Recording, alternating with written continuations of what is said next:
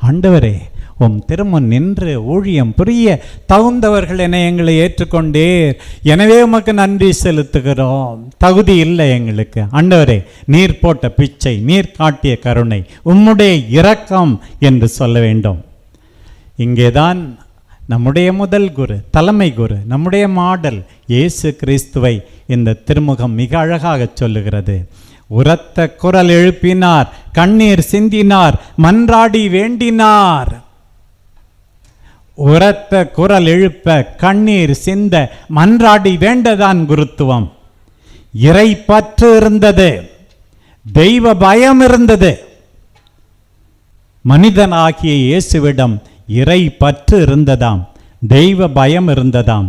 கடவுள் செவிசாய்த்தார், கீழ்ப்படிதலை கற்றுக்கொண்டார், நிறைவுள்ளவர் ஆனார்.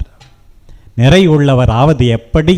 கீழ்ப்படிவதால், துன்புறுவதால், உரக்க சத்தமிட்டு கூவி அழுவதால், ஜெபிப்பதால். இதுதான் குருத்துவம் என்பதை இன்றைக்கு எல்லாரும் புரிந்து கொள்ள வேண்டும்.